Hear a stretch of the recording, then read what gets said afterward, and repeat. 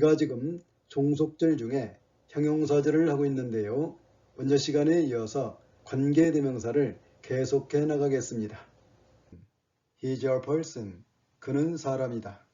I trust the person completely. 나는 전적으로 그 사람을 신뢰한다. 먼저 시간에 관계대명사를 사용하여 두 문장을 한 문장으로 만드는 방법에 대해서 공부했는데요. 다시 한번 복습해 봅시다. 먼저 주절과 종절을 찾습니다. 그리고 나서 공통된 것을 찾습니다. 그러면 그 공통된 것이 사람인가 사물인가를 봅니다. 그리고 종절의 공통된 것이 무슨 격인가를 봅니다. 그러면 종절의 공통된 것을 관계대명사로 바꿉니다. 그리고 관계대명사를 종절 문 앞으로 가져갑니다. 그리고 나서 관계대명사가 이끄는 종절을 선행사 다음으로 가져갑니다.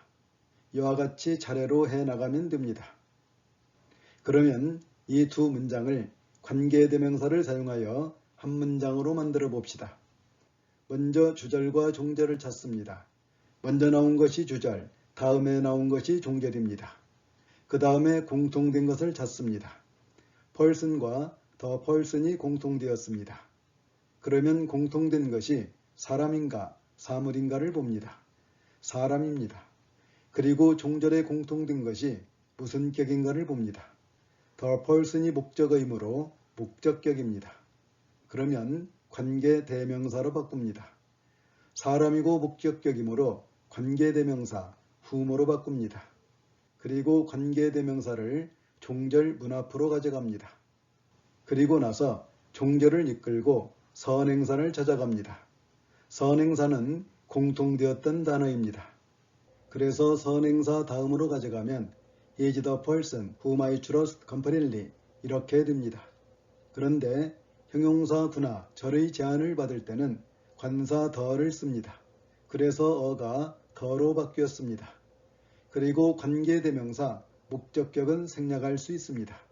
그래서 관계대명사 목적격 whom이 생략되기도 합니다. 그러면 그는 내가 전적으로 신뢰하는 사람이다. 이렇게 한 문장으로 되었습니다. 이 문장을 도해하면 이와 같습니다. he를 주어 자리에 써 넣고 is를 동사 자리에 써 넣습니다. 그리고 person이 보어이므로 보어를 그리고 보어 자리에 person을 써 넣습니다. 그리고 the는 관사 형용사이므로 형용사를 그리고 the를 써 넣습니다. 그리고 whom I trust completely가 형용사절이므로 person 밑에서 이와 같이 점선으로 그리고 형용사절을 그려 넣습니다. 그리고 관계대명사 whom을 점선 위에다 써 넣고 I를 주어 자리에 trust를 동사 자리에 써 넣습니다.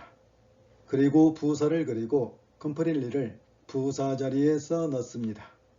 그리고 관계대명사 whom은 종속접사의 역할과 더불어 종절 형용사절에서 trust의 목적어 역할을 하고 있습니다. 그래서 목적어를 그리고 목적어 자리에 이와 같이 동그라미로 표시하여 목적어 역할을 하고 있음을 나타냅니다. 그럼 이제 다음 문장을 봅시다. He's a man. 그는 사람이다. We consider the man a real philosopher. 우리는 그 사람을 진정한 철인이라고 생각한다. 이 두 문장을 관계대명사를 사용하여 한 문장으로 만들면 먼저 나온 것이 주절, 다음에 나온 것이 종절입니다. 그 다음에 공통된 것을 찾습니다.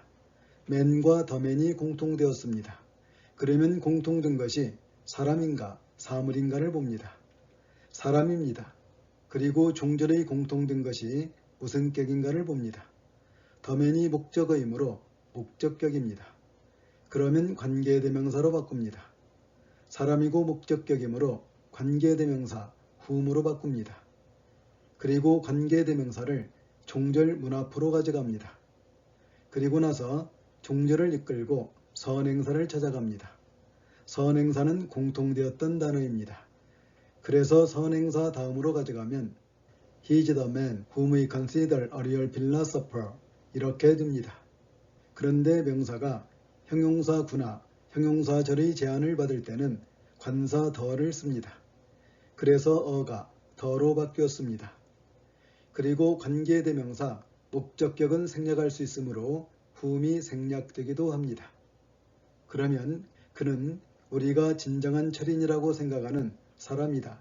이렇게 한 문장으로 되었습니다. 이 문장을 도해하면 이와 같습니다.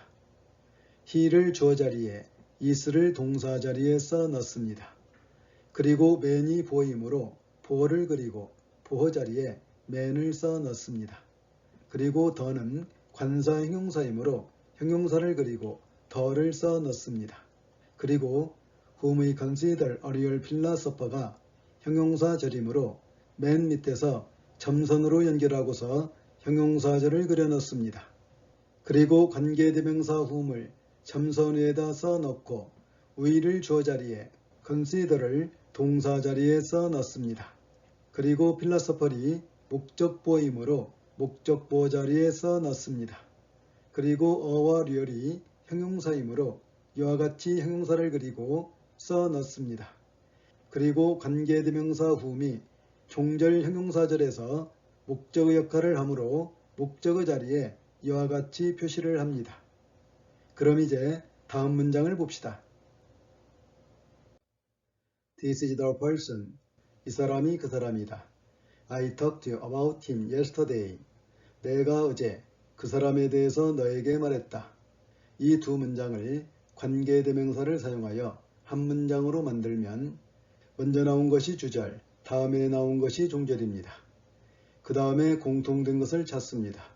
person과 him이 공통되었습니다. 그러면 공통된 것이 사람인가 사물인가를 봅니다. 사람입니다. 그리고 종절의 공통된 것이 무슨 께인가를 봅니다.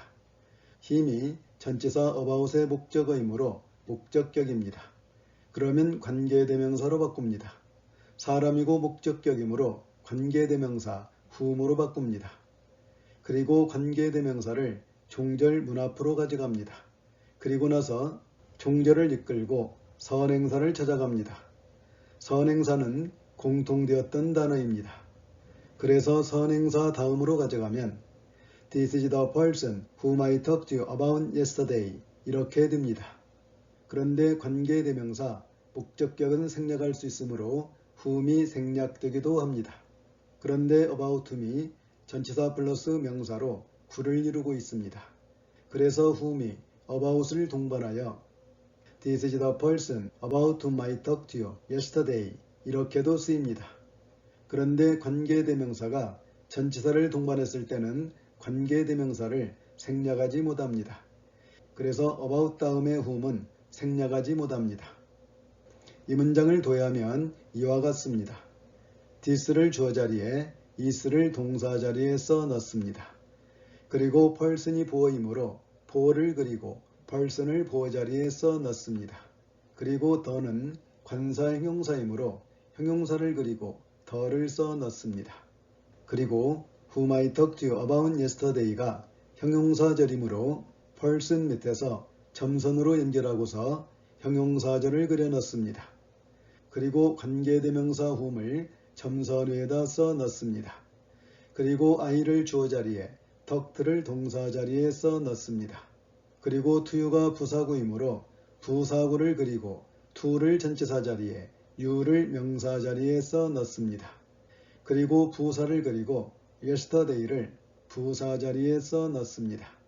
그리고 about whom이 부사구이므로 부사구를 그리고 about을 전치사 자리에 써 넣습니다.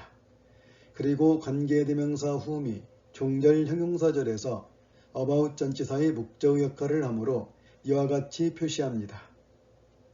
그럼 이제 다음 문장을 봅시다.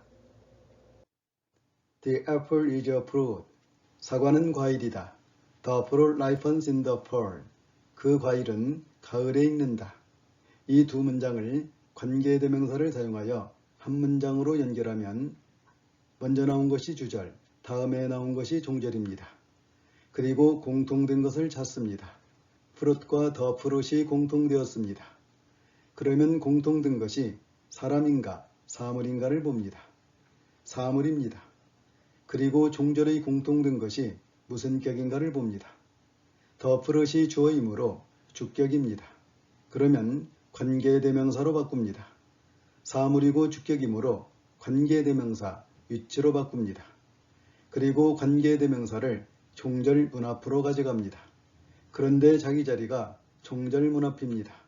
그래서 그대로 종절을 이끌고 선행사를 찾아갑니다. 선행사는 공통되었던 단어입니다. 그래서 선행사 다음으로 가져가면 The apple is a fruit which ripens in the fall 이렇게 됩니다. 그러면 사과는 가을에 익는 과일이다. 이렇게 한 문장으로 되었습니다. 이 문장을 도해하면 이와 같습니다. 애플이 주어이므로 주어 자리에 써넣고 더는 관사 형용사이므로 형용사를 그리고 더를 써넣습니다. 그리고 is를 동사 자리에 써넣고 fruit이 보어이므로 보어를 그리고 fruit을 보어 자리에 써넣습니다. 그리고 어는 관사 형용사이므로 형용사를 그리고 어를 써넣습니다. 그리고 which ripens in the fall이 형용사절이므로 푸른 밑에서 점선으로 연결하고서 이와 같이 형용사절을 그려 넣습니다. 그리고 관계대명사 위치를 점선 위에다 써넣고 ripens를 동사 자리에 써넣습니다. 그리고 in the fall이 부사구이므로 부사구를 그리고 in을 전치사 자리에 fall을 명사 자리에 써넣습니다. 그리고 더가 관사 형용사이므로 형용사를 그리고 더를 써넣습니다. 그리고 관계대명사 위치가 종절 형용사절에서 주어 역할을 하므로 주어 자리에 이와 같이 표시를 합니다. 이상으로 오늘 강의를 마치겠습니다. 더 많은 예문과 내용은 글들영어 책을 보시기 바랍니다. 다음 강의에서도 형용사절을 이어나가겠습니다. 구독, 좋아요 눌러주시면 큰 격려가 됩니다. 감사합니다.